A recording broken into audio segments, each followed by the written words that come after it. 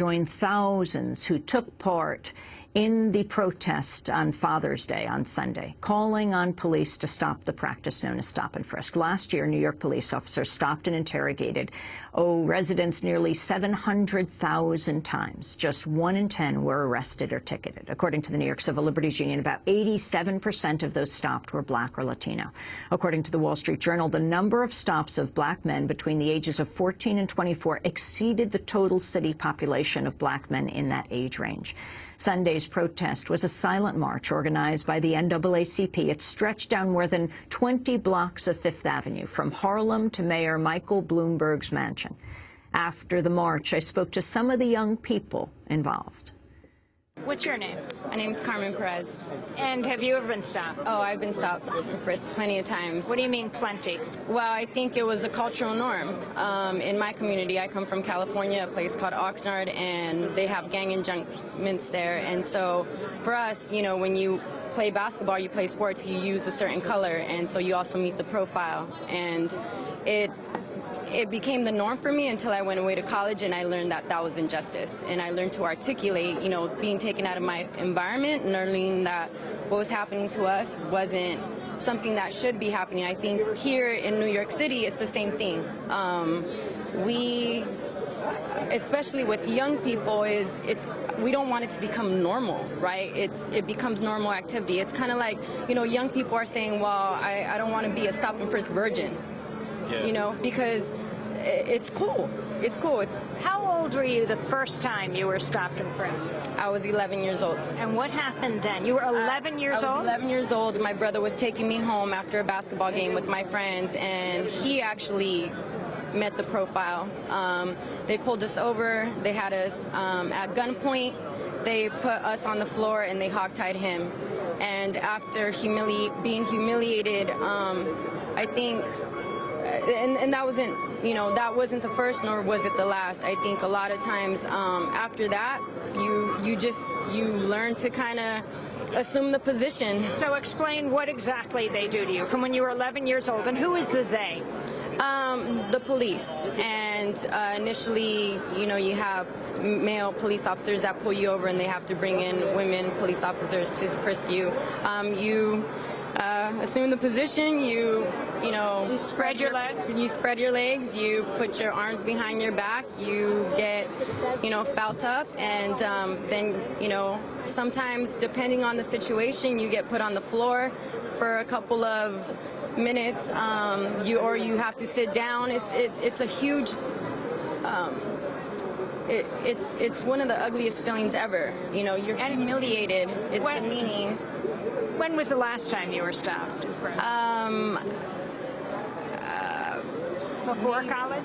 It was after college. There was an incident that happened where, you know, if you were in the vicinity, you got stopped. Not necessarily frisked, but, you know, it was just kind of like wrong place at the wrong time. And what do you now say to the police? You know, luckily, I'm not in those situations, but I do advocate for young people because I've been there.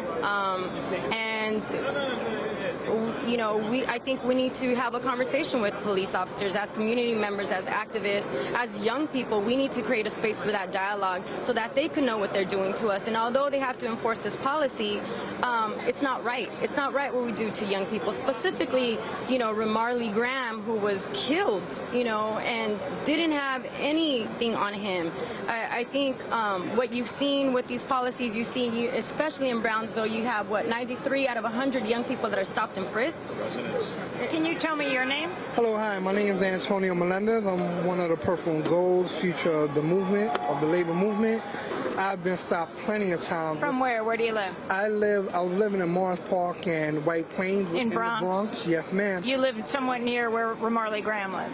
Yes, that was in 233rd. It's on the north, I think the northwest. How many times have you been stopped? I've been stopped plenty of times, about 10 times, 15 Have you been arrested in any of those cases? No, I have not. So what do they do to you? What they do, they tell me what I'm doing within this neighborhood.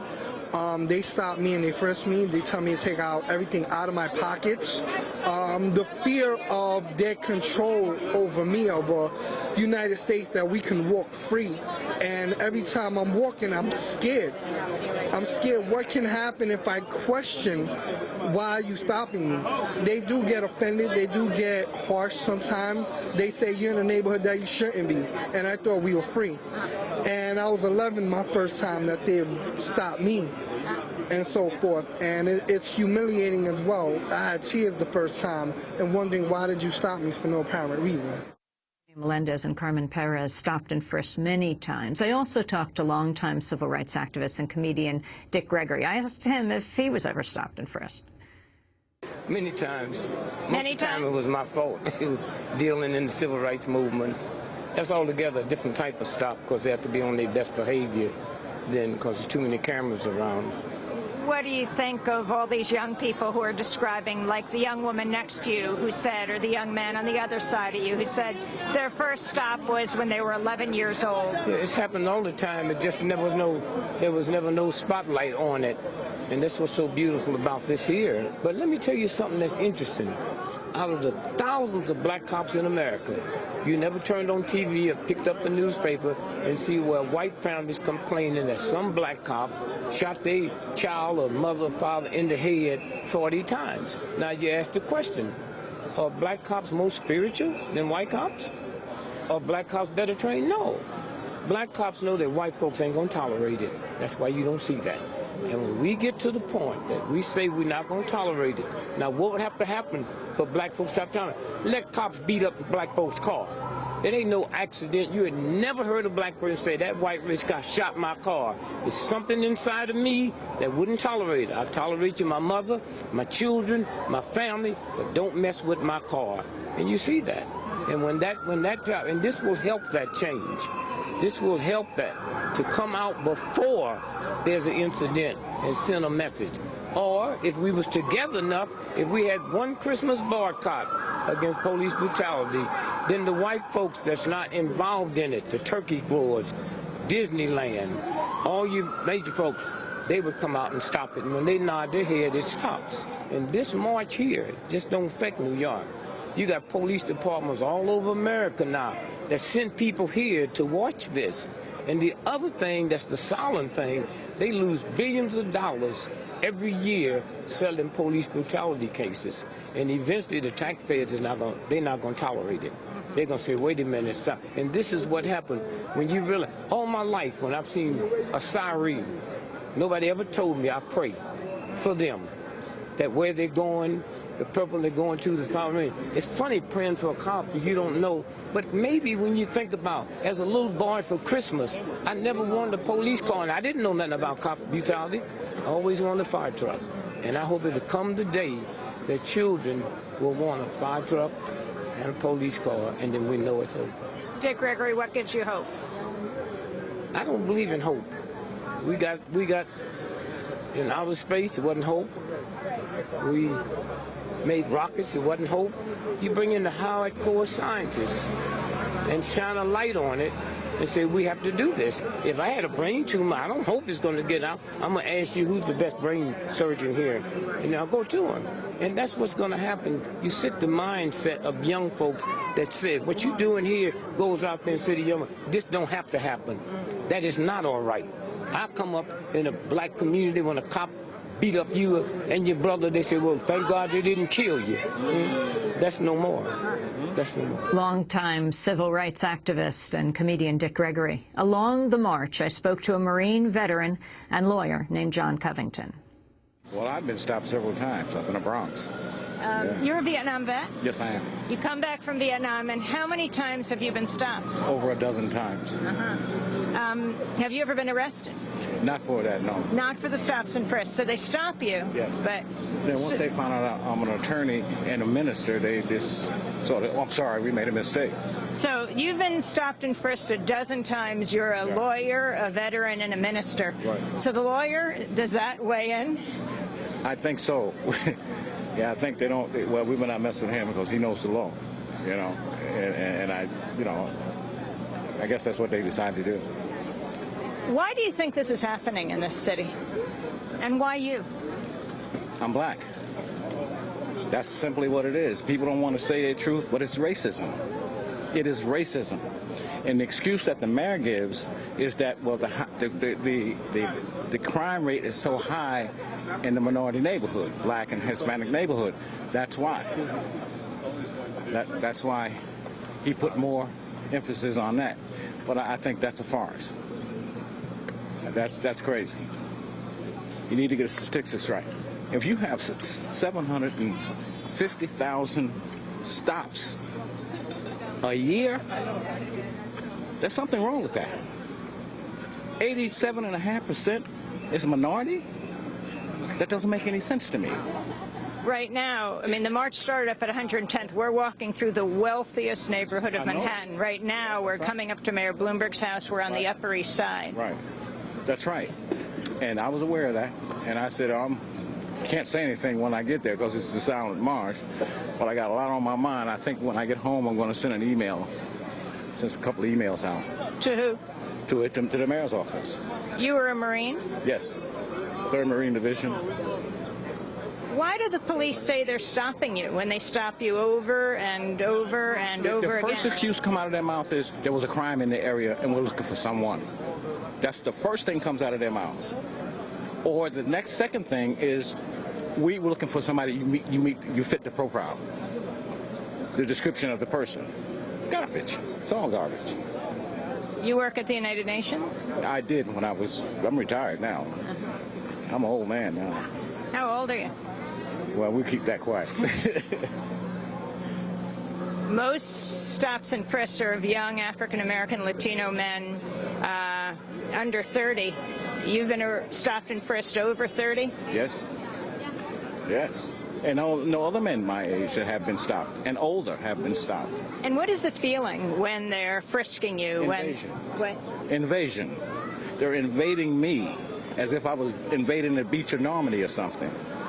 I become a piece of property to them, and they can do anything they want to me because they're the police. You want to have respect for the police, but they don't have respect for us. That's the key, the whole thing. It's about respect, and don't practice racism. John Covington, Jr., Vietnam vet, former Marine, lawyer, and minister. During Sunday's Stop and Frisk silent march, I also spoke to actor J.D. Williams. Yep, he played drug dealer Preston Bodie Brodus on the hit HBO series The Wire. Definitely, I'm here to support the Stop and Frisk. I was invited by the NAACP and also by NAN, so I'm definitely here to support. I'm from New Jersey, but I'm in Manhattan every day, so I'm definitely subject to this policy also. Have you ever been stopped and frisked? Well, luckily not in Manhattan, but in some of the outer boroughs. And like I said, I'm from New Jersey, so we don't have a stop and frisk policy per se, but we do have a very high, racial profiling, incident rate. So I have been stopped, but just not in New York. But that air and that feeling is always there with young black men. And how do you feel when you get stopped and frisked? Well, I mean, you feel like anybody would feel anytime they're, violated, robbed, humiliated. It's just a feeling of, a sense of helplessness. And then the helplessness turns into anger, and the anger turns into rage when you're abused or, misused so many times. So even when it's not you directly, you feel angry for the people that it happens to. So it's a cumulative effect. So short answer, you feel bad. How old are you? 30 plus. How many times have you been stopped? In my life, on foot, I really probably couldn't count. Maybe less than 10. Maybe. Possibly, but like I said, it's a sad thing that it becomes a kind of natural with young black men. It kind of becomes second nature with us. In a way that we expect to be stopped, or we expect to be bothered, or we expect to be harassed. How are you involved with The Wire? I play the character Bodie Preston Brodus, and he starts out as a low-level dealer, and he ends up moving up the ranks until the pressure of the life becomes too much for him, and he has to make adjustments, and ultimately has a tragic end.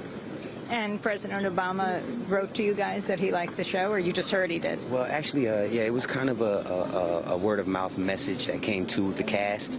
So then we ended up putting together a package of autographed posters and DVDs and things and sent it to him. Yeah. And what do you think the message of The Wire is that President Obama and everyone else should understand? Well, I think the biggest thing throughout the series was that no one is basically good or bad. Actor J.D. Williams, who starred as Bodie in the HBO series The Wire. There were all generations in Sunday's march. I spoke to a young activist and a great-grandmother. Joyce Williams, and I'm in solidarity with all the young people that are constantly stopped and frisked. I see it constantly in my community. Unfortunately, I'm also a victim of being stopped and frisked by New York City's police. About 6 or 8 months ago, I was stopped, manhandled, physically manhandled, woman-handled, with the policewoman digging in my bra. You're a great-grandmother? I'm a great-grandmother. I have great-grandchildren. Did yes. they arrest you? No, they didn't. They didn't. What I'm trying to do is find out, was there a report? So I wrote to the governor. I'm smart enough to know that you don't go into a precinct to tell policemen about their friends that stop and frisk you. You don't do that. I'm not that stupid. So, and I know Bloomberg isn't going to do anything against the police. So I wrote to Governor Cuomo. Let the ex-attorney general, whatever his name was, whatever his title was, let it work its way down. That's the tactic I took. Why did the police say they stopped you? Because they could. Were you in this area? We're on the Upper East Side. No. I was in the Bronx where I live. I had just left my apartment, going to pay bills with bill money in my pocket. When the police walked away from me, my bill money was gone. That's what I'm upset about, because if they're stealing from great-grandmothers, they're stealing from these young kids also. My name is Tenjiwe. Why I'm out here today is I've been organizing in New York City for years, whether it's Amadou Diallo, Sean Bell's case, organizing around Trayvon Martin, Troy Davis, but also organizing around the fact that young people of color, young black and brown men and women in this city and in cities throughout this country cannot walk down the street without being profiled, cannot go from point A to point B without someone, particularly a police officer or security force, identifying them with criminal activity. And I'm here today because it's not just them stopping them, asking them questions, but they're stopping them and they're communicating a very powerful message to them, which is, you are black, you are brown, you are a person of color, you are in a city where you live, and there's something really wrong with you. And that hurts. Voices of Sunday's Stop, Stop, and Frisk silent march. And that does it for the broadcast. If you'd like a copy, go to our website at democracynow.org. I'm Amy Good.